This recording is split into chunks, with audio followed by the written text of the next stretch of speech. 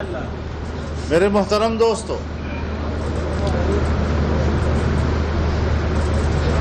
ماضی کی حکومت اب ایک قصہ پارینہ بن چکی۔ اس جماعت نے، اس کی قیادت نے نئی نسل کو سوائے خرافات کے، سوائے گالیوں کے اور سوائے بدتمیزی کے اور کوئی درس نہیں دیا۔ ان کی تربیت گاہ میں ہماری نئی نسل کو یہی کچھ ملا ہے، اس کے علاوہ کچھ بھی نہیں۔ لیکن میں آپ کو ایک بات بتا دینا چاہتا ہوں، علماء کرام بیٹھے ہوئے ہیں، علماء کرام کی موجودگی میں عرض کرنا چاہتا ہوں کہ جناب رسول اللہ صلی اللہ علیہ وسلم کے عہد مبارک کی پوری تاریخ، آپ کا ایک ایک قول، آپ کا ایک ایک اٹھنا اور بیٹھنا، آپ کا ایک ایک فرمان، صحابہ کرام کی روایتیں سب ہم تک پہنچی ہے، کوئی رہی نہیں۔ دو باتیں رہ گئی ہیں، ایک یہ کہ اس دور کی کوئی گالی امت کو منتقل نہیں ہوئی، اور دوسرا یہ منافقین کی کوئی روایت آج امت کے پاس موجود نہیں ہے۔ ٹھیک ہے نا؟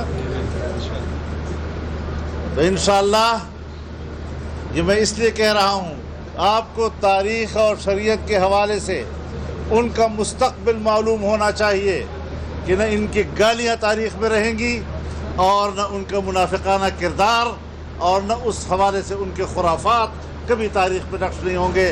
تاریخ پر اگر نقش ہوں گے تو آپ ہوں گے، آپ کی قربانیاں ہوں گی، آپ کی آواز ہوگی اور آپ کا نعرہ تکبیر ہوگا۔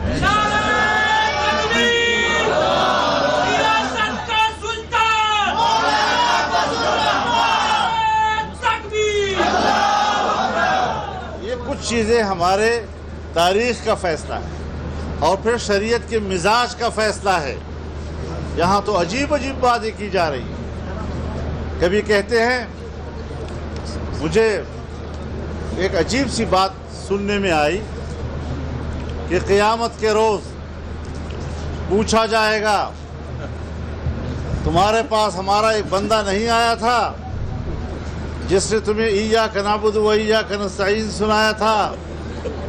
بھائی خدا کا خوف کرو، اللہ رب العزت نے یہ تمام الفاظ انبیاء کے لیے مختص کیے ہیں اور ان کی قوموں کو بتایا ہے کہ کیا میرا پیغمبر آپ کے پاس نہیں آیا تھا؟ کم بختو، تم نے اس فاسق، فاجر اور غلیظ اور بدتمیز انسان کو پیغمبروں کا مقام دے دیا ہے۔ تم خدا کے عذاب سے نہیں ڈرتے؟ ہم ایک فتنے کا مقابلہ کر رہے ہیں جہاں اس کا ایک کارکن کہتا ہے کہ اگر یہ پیغمبر ہونے کا دعویٰ کرے تو میں کلمہ پڑھ لوں اس کا، تو بتاؤ یہ فتنہ ہے یا نہیں ہے؟ مجھے شرم آتی ہے ان الفاظ پر کہ اگر یہ شخص ناجائز طریقے سے میری ماں کے پاس بھی چلا جائے تو میں فخر کروں گا۔ اس قسم کی باتیں ہم ان کے لوگوں سے سنتے ہیں۔ لعنت ہو ایسی جماعت پر، لعنت ہو ایسے لوگوں پہ۔ تعجب کی بات ہے، اور آج ایک ایک چیز کھل کے سامنے آ رہی ہے، ایک ایک چیز۔ فارن فنڈنگ کیس کیا ہے؟ اسرائیل کا پیسہ اور ہندوستان کا پیسہ ہے۔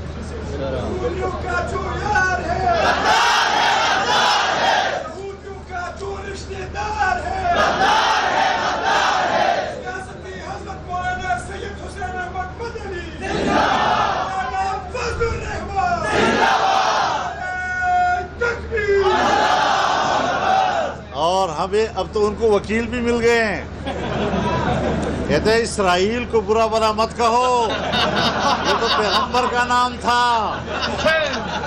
وکیل بھی مل گئے ہیں۔ اب ان جہلا کا کیا کریں؟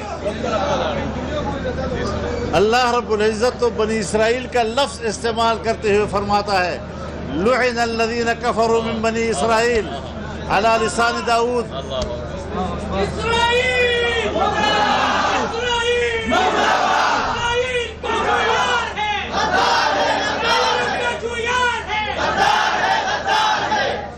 یہود کا ذکر بھی نہ کیا جائے، وہ بھی تو اسرائیل کا بیٹا تھا۔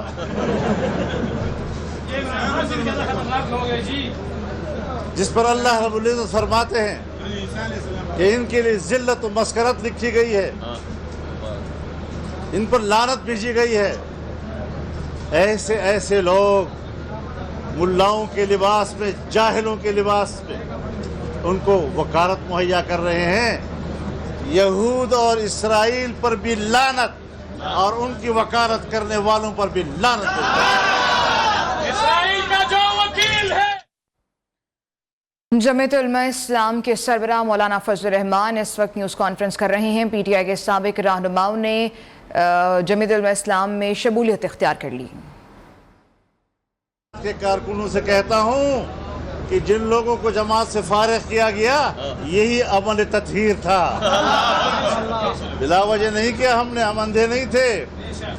تو یہ ساری وہ صورتحال، اب آپ مجھے بتائیں کہ ہم نے پورے ملک نے متحد ہو کر ان کا مقابلہ کیا ہے۔ کیا وجہ ہے کہ آج پاکستان کی سیاست میں مذہبی لوگ، سیکولر لوگ، قوم پرست لوگ، نیشنلسٹ لوگ، ہر طبقہ فکر کے، دائیں بازو، بائیں بازو، سینٹرلسٹ، سب اکٹھے ہیں۔ سب کے اکٹھے ہونے کا معنی یہ ہے کہ وہ اس کو فتنہ سمجھتے ہیں، ملک کی بقا کے لیے جنگ لڑ رہے ہیں ہم لوگ، ورنہ ہمارے درمیان ایک عالمی منصوبے کے تحت پاکستان کو دیوالیہ پن کی طرف دھکیلا گیا ہے۔ ملک کو کمزور کرنے کی خواہاں عالمی طاقتوں کی سازشوں کا ہم مقابلہ کر رہے ہیں، یہ کہنا تھا مولانا فضل الرحمان کا۔ سب لوگوں کا اکٹھ صرف اس مقصد کے لیے ہوا ہے کہ اس فتنے سے پاکستان اور پاکستان کے آنے والی نسلوں کو بچا سکیں۔ ہمارے ہاں مشکل یہ ہے، ابھی فارن فنڈنگ کیس آیا، اسرائیل سے اور ہندوستان سے پیسے لیے، ان کے دوستوں سے پیسے اکٹھے کیے، کوئی ریکارڈ نہیں ہے۔ نواز شریف کے خلاف تو ایک پاناما کیس آتا ہے اور اقامہ پہ جا کر کورٹ ان کو نااہل قرار دیتی ہے، لیکن یہاں پر گھپلوں کے پہاڑ، اس پر خاموشی، بین الاقوامی دباؤ نہیں تو خاموشی کا کوئی معنی نہیں ہے۔ یہ جو خاموشی ہے کسی دباؤ کے نتیجے میں ہے۔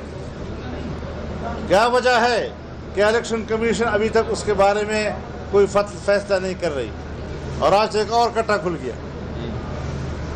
آج تو برطانیہ کے فائنینشل ٹائمز نے پوری سٹوری چھاپ دی ہے کہ ابراج گروپ نے،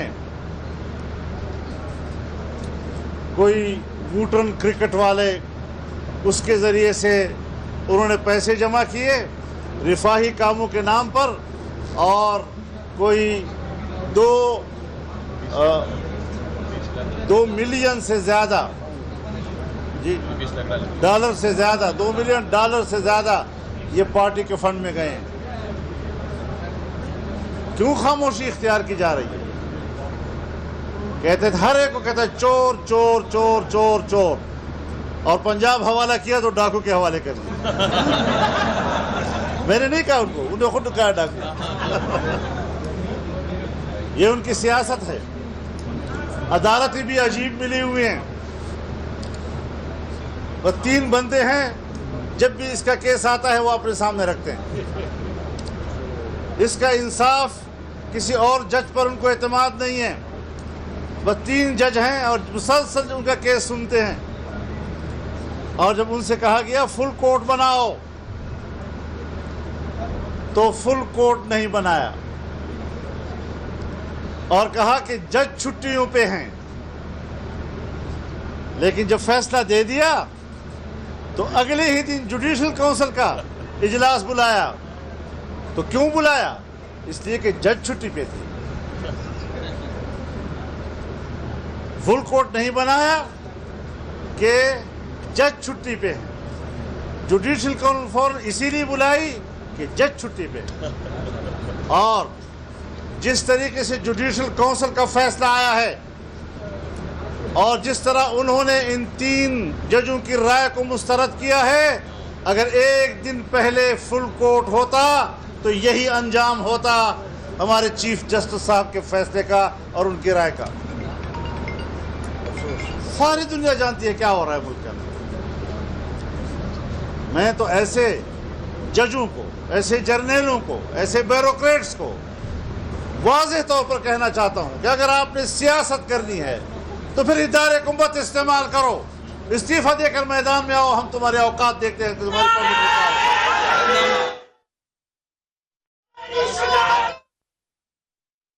پی ٹی آئی کے سابق رہنما کی JUIFA میں شمولیت کا اعلان کر دیا گیا ہے اور مولانا فضل الرحمان اس وقت ایک تقریب سے خطاب کر رہے ہیں پشاور میں۔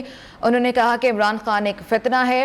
دوسری جانب آپ دیکھ سکتے ہیں پنجاب اسمبلی میں اس وقت اسپیکر کے لیے ووٹنگ کا عمل شروع ہو چکا ہے اور اسلام آباد میں مسلم لیگ نون کے رہنما مصدق ملک نیوز کانفرنس کر رہے ہیں۔ میدان میں تمہاری قیمت کا پتہ چل جائے گا کہ آپ کیا حیثیت ہے عوام میں۔ ادارے کو استعمال کرتے ہو، ادارے کی قوت کو استعمال کرتے ہو اور تم اپنے لاڈلوں کے لیے استعمال کرتے ہو۔ یہ پاکستان عوام کا ہے، کسی ایک ادارے کے کسی لاڈلے کے لیے نہیں بنا، اس ملک کے عوام کے لیے بنا ہے۔ اس میں قربانیاں عوام کی ہے، عوام کے علاوہ کسی کی نہیں ہے۔ کوئی ہمارا باپ بننے کی کوشش نہ کرے۔ اس حوالے سے ہم نے بڑی سوچ سمجھ کر ہم اداروں کا احترام کرنا چاہتے ہیں، لیکن خدا کے لیے میرے انتہائی قابل احترام چیف جسٹس صاحب ہوں یا سپریم کورٹ کا کوئی جج ہو، انتہائی قابل احترام خیر خواہی کی بنیاد پر کہوں گا کہ خدا کے لیے تاریخ میں اپنا نام جسٹس منیر اور جسٹس ثاقب کے ساتھ مت لکھواؤ۔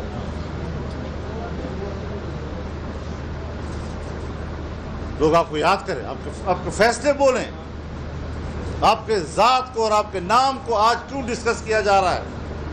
نہیں ہونا چاہیے۔